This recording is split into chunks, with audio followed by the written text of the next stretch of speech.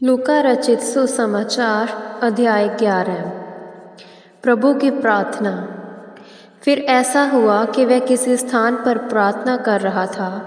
जब वह प्रार्थना कर चुका तो उसके चेलों में से एक ने उससे कहा, हे प्रभु, जैसे यूहन्ना ने अपने चेलों को प्रार्थना करना सिखाया, तू भी हमें सिखा।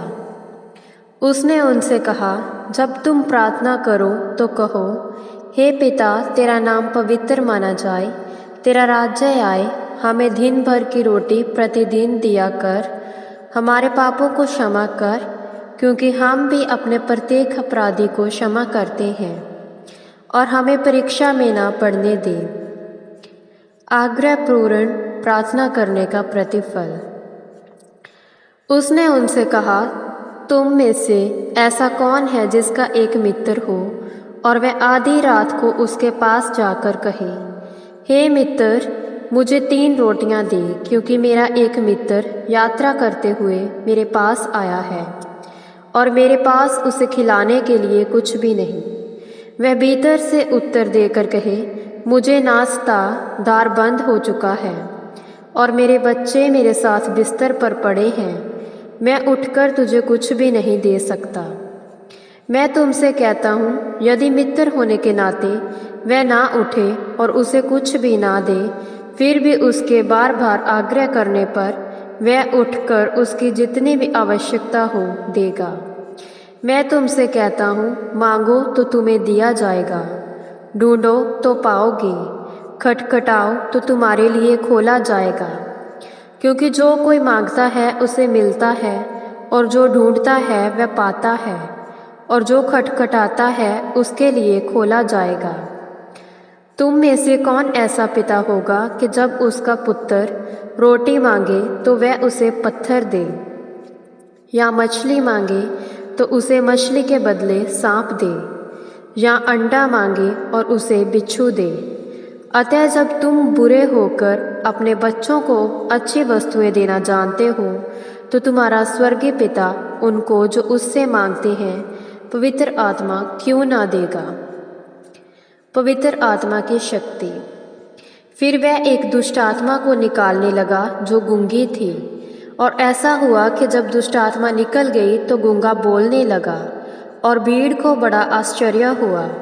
पर उनमें से कुछ ने कहा, वह तो दुष्ट आत्माओं को बालज़बूल अर्थात दुष्ट आत्माओं के प्रधान की सहायता से निकालता है। अन्य कुछ लोगों ने उसकी परीक्षा करने के लिए उससे आकाश का एक चिन्ह मांगा, परंतु वह उनके विचारों को जानता था। अतः उसने कहा, जिस राज्य में फूट हो वह उजड़ जाता है, और जिस घर में फूट हो वह नष्ट हो जाता है। यदि शैतान ही स्वयं अपना विरोधी हो जाए तो उसका राज्य कैसे स्थिर रह सकता है? क्योंकि तुम कहते हो कि मैं बालज़बूल की सहायता से दुष्ट आत्माओं को निकालता हूँ।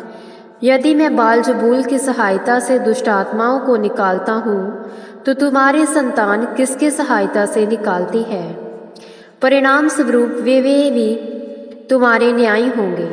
परंतु यदि मैं परमेश्वर की सहायता से दुष्ट आत्माओं को निकालता हूँ, तो परमेश्वर का राज्य तुम्हारे पास आ पहुँचा है। जब एक बलवंत मनुष्य हथियार बांधे अपने घर की रखवाली करता है तो उसकी संपत्ति सुरक्षित रहती है। पर जब उससे भी बलवंत कोई व्यक्ति उस पर आक्रमण करके उसे पराजित करता है, तो वह उसके समस्त हथियारों को, जिन पर उसे भरोसा था, छीनता और संपत्ति को लूटकर बांट लेता है। वह जो मेरे साथ नहीं मेरे विरोध में है, और वह जो मेरे साथ बटोरता नहीं बिखेरता है। जब अशुद्ध आत्मा मनुष्य में से निकली तो विश्राम की खोज करते हुए निर्जल स्थानों से होकर निकलती है। जब उसे कोई स्थान नहीं मिलता तो कहती है, मैं अपने जिस घर से निकली थी उसी में लौट जाऊंगी। जब वह वहां पहुंचती है तो उसे झाड़ा बुहारा और सुजज्जित की पाती है। तब वह अपने से भी बुरी अन्य 7 आत्माओं को अपने साथ लेकर आती है, और वे उसमें प्रवेश करके बस जाती है, और उस मनुष्य की पिछली दशा पहले से भी बुरी हो जाती है। ऐसा हुआ कि जब वह ये बातें कह चुका तो भीड़ में से किसी स्त्री ने ऊंचे शब्द से उससे कहा, धन्य है वह गर्भ जिसमें तू रहा और वे स्तन जिनसे तेरा पोषण हुआ। परंतु उसने कहा, इसके विपरीत धन्य है वे जो परमेश्वर का वचन सुनते और उसका पालन करते हैं। स्वर्गीय चिन्ह की मांग। ज्यों-ज्यों भीड़ बढ़ती जा रही थी वह कहने लगा, ये दुष्ट पीढ़ी है क्योंकि ये चिन्ह की खोज में रहती है। फिर भी इसको योना के चिन्ह के अतिरिक्त अन्य कोई चिन्ह नहीं दिया जाएगा। जिस प्रकार योना नीनिवे के लोगों के लिए चिन्ह बना, उसी प्रकार मनुष्य का पुत्र भी इस पीढ़ी के लोगों के लिए बनेगा। दक्षिण की रानी न्याय के दिन इस पीढ़ी के लोगों के साथ खड़ी होकर उन पर दोष लगाएगी, क्योंकि वह पृथ्वी के शोर से सुलेमान का ज्ञान सुनने आए। पर देखो, यहाँ वह है जो सुलेमान से भी बड़ा है। न्याय के दिन नीनिवे के लोग इस पीढ़ी के लोगों के साथ खड़े होकर इन पर दोष लगाएंगे, क्योंकि उन्होंने योना का प्रचार सुनकर मन फिराया। और देखो, यहाँ वह है जो योना से भी बड़ा है। देह का दीपक। कोई भी दीपक जलाकर तहखाने में नहीं रखता, ना टोकरी के नीचे रखता है, परंतु उसे दीवट पर रखता है कि प्रवेश करने वालों को प्रकाश मिले। तेरे शरीर का दीपक तेरी आँख है। जब तेरी आँख निर्मल है तो सारा शरीर भी प्रकाशमान है, पर जब वह बुरी है तो तेरा शरीर भी अंधकार में हो जाता है। अतः सतर्क रह कि तेरी ज्योति अंधकार न बन जाए। इसलिए यदि तेरा सारा शरीर ज्योति से जगमगाता हो और किसी भी भाग में अंधेरा ना हो, तो वह पूर्ण उसी प्रकार प्रकाशित होगा जिस प्रकार दीपक अपनी चमक से तुझे प्रकाश देता है। शास्त्रियों फरीसियों की बदसरना। जब उसने बोलना समाप्त किया तो एक फरीसी ने उसे अपने साथ भोजन के लिए आमंत्रित किया। वह भीतर जाकर भोजन करने बैठा। जब फरीसी ने यह देखा तो उसे आश्चर्य हुआ कि उसने भोजन करने से पहले रीति के अनुसार स्नान नहीं किया। परंतु प्रभु ने उससे कहा, हे फरीसियों, तुम कटोरे और थाली को बाहर से तो मांजते हो, परंतु तुम्हारे भीतर डकैती और दुष्टता भरी है। हे मूर्खों, जिसने बाहर के भाग को बनाया, क्या उसने भीतर के भाग को नहीं बनाया? पर जो भीतर का है उसे दान कर दो, तो तुम्हारे लिए सब कुछ शुद्ध हो जाएगा। परंतु हे फरीसियों, तुम पर हाय, क्योंकि तुम पुदीने और सुदाब तथा विभिन्न प्रकार के साग सब्जियों का दशमांश तो देते हो, परंतु न्याय व परमेश्वर के प्रेम की उपेक्षा करते हो। यदि वे बातें हैं जिन्हें तुमने अन्य बातों की अवहेलना किए बिना करना चाहिए था। हे फरीसियों, तुम पर हाय, क्योंकि तुम्हें आराधनालयों में आगे का स्थान और बाजारों में सम्मानपूर्ण नमस्कार प्रिय है। तुम पर हाय, क्योंकि तुम उन छिपी हुई कब्रों के समान हो जिन पर लोग अनजाने चलते हैं। तब व्यवस्थावादियों में से एक ने उत्तर दिया, हे गुरु, ऐसा कहकर तू हमारा भी अपमान करता है।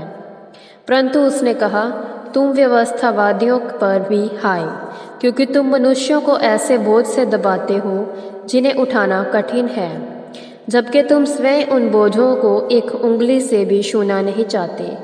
तुम पर हाय, क्योंकि तुम उन नबियों की कब्रें बनाते हो जिन्हें तुम्हारे ही बाप दादों ने मार डाला था। फलस्वरूप तुम ही साक्षी हो और अपने बाप दादा के कार्यों से सहमत हो, क्योंकि उन्होंने तो उन्हें मार डाला था और तुमने उनकी कब्रें बनाई। इसी कारण परमेश्वर की बुद्धि ने भी कहा, मैं उनके पास नबियों और प्रेरितों को भेजूंगी, उनमें से कुछ को तो वे मार डालेगा और कुछ को सताएंगे, जिससे कि सृष्टि के आरंभ से जितने नबियों का लहू बहाया गया है उसका लेखा इस पीढ़ी के लोगों से लिया जाए, अर्थात हाबिल के लहू से लेकर जकरिया के लहू तक का लेखा, जिसकी हत्या परमेश्वर के भवन और वेदी के मध्य में की गई थी।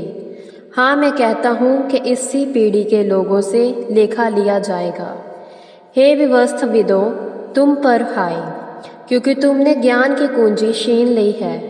तुमने स्वयं भी परमेश्वर प्रवेश नहीं किया और जो प्रवेश कर रहे थे उन्हें भी रोका। जब वह वहाँ से चला तो फरीसी और शास्त्री कड़ा विरोध करते हुए बहुत से विषयों पर उससे प्रश्न करने लगे और उसके विरोध में षड्यंत्र रचने लगे कि उसके मुंह की कोई बात से उसे फंसाएं। यह प्रभु की वाणी है। ईश्वर को धन्यवाद।